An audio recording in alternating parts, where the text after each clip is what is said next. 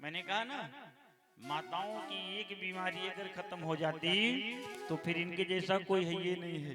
बोले कौन सी बीमारी? बोले 10 माता जी लोग बैठी हूँ और 10 चुप मार करके बैठी हूँ, ऐसा कम होता है। ठीक, तो श्री शंकर जी कथा कह रहे हैं, कुंभज जी सुन रहे हैं, लेकिन सती मैया ने कथा को नहीं सुना। कहा ये क्या सुनाएगा जो थोड़ी देर पहले हमारी ये पूजा कर रहा था। कुछ दिन बीते, 1-2 दिन कथा नहीं चली, 9 दिन कथा वहां भी चली। बाबा तुलसी लिखते हैं कि कहत सुनत रघुपति गुण गाथा, कहत सुनत रघुपति गुण गाथा, कछु दिन कहाँ रहे गिरिनाथा। कहत सुनत रघुपति गुण गाथा, कछु दिन कहाँ रहे गिरिनाथा। मुनि सन विदा मांगे त्रिपुरारी, मुनि सन विदा मांगी त्रिपुरारी।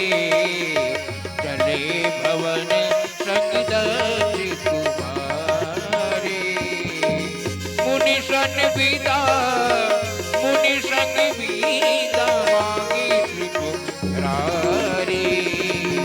चले भवन संग दर्श कुमारी।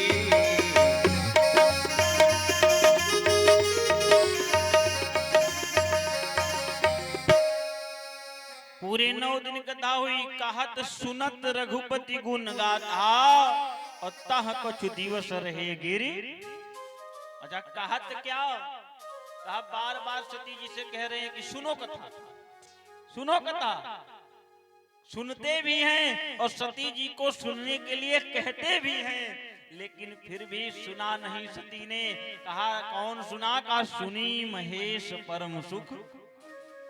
बार बार कहना पड़ता है, बार बार, लेकिन सती जी नहीं सुनी। भगवान ने कथा सुना, शंकर सुनकर चले।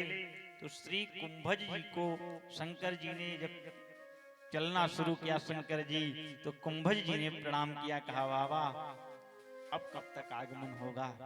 शंकर जी गदगद हो गए। कहा वाह शिष्य, आज मेरी कथा लेखनी धन्य हो गई और तुम्हारे जैसा शिष्य पाकर मैं धन्य हो गया। आज मांग लो जो मांगना हो।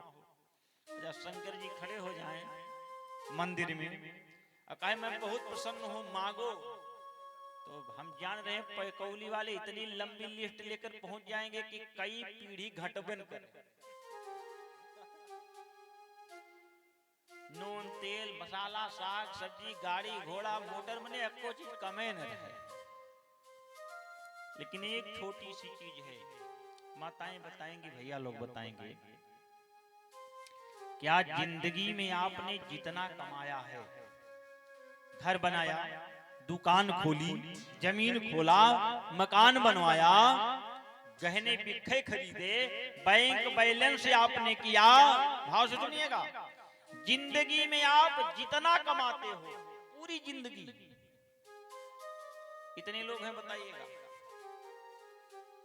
कि जिंदगी में आप जितना कमाते हो, क्या अंतिम समय में किसी के साथ थोड़ा भी जाता है?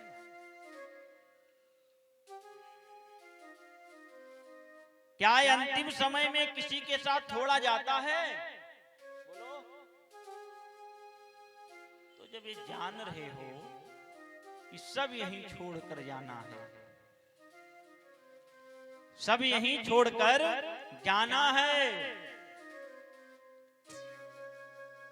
और फिर भी उसी के लिए हाय हाय क्या करना। एक ट्रेन चल रही थी, उस ट्रेन में एक बाबा बैग 2-3 बैग लेकर बैठे थे। एक सेठ पहुंचा,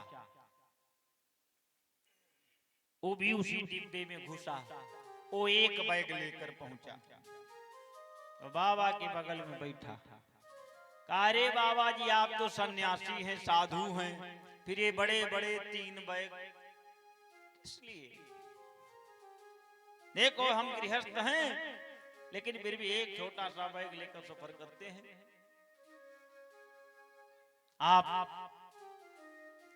बाबा हैं, आपकी को क्या दिक्कत है? साधु तो बैरागी होता है, उसके लिए क्या जरूरत है इस मोह माया की? तो संत ने कहा बात सही कह रहे हो। फिर एक स्टेशन पर ट्रेन रुकी तो संत ने कहा कि सेठ जी आओ थोड़ा पानी पी ले। तो ट्रेन रुकी तो सेठ भी उतरा और बाबा जी उतरे और दोनों पानी पीना शुरू किए। और बाबा ने भी बैग ट्रेन में छोड़ दिया था और सेठ भी छोड़ दिया था। आप लोग भी पानी पीने उतरते हो तो अटैची अटैची बैग।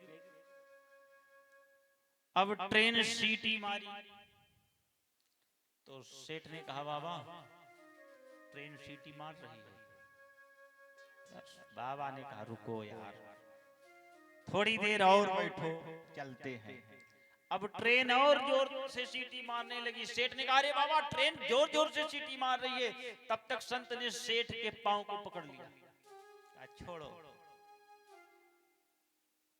जाने दो, ट्रेन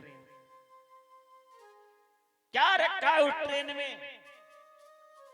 तुम्हारा भी जा रहा है और हमारा भी जा रहा है। बोले राजा रामचंद्र की, तुम्हारा भी जा रहा है और हमारा भी जा रहा है। सेठ ने कहा अरे मेरा बैग। कहा चुप रहो यार, तेरा एक बैग था, मेरा तो तीन तीन बैग है। अब जाने दो। अब सेठ खींच रहा है और साधु छोड़ नहीं रहा है। फिर जोर से खींचा। साधु ने कहा हम छोड़ने वाले नहीं हैं। तुम कह रहे थे ना कि हमारे तुम्हारे में अंतर क्या है? तो बेटा यही अंतर है कि मैं जो चीज पाया हूं उसको छोड़ सकता हूं, लेकिन तू मरते दम तक उस चीज को छोड़ नहीं सकता। यही गृहस्थ और साधु में अंतर है। केहू के कफन में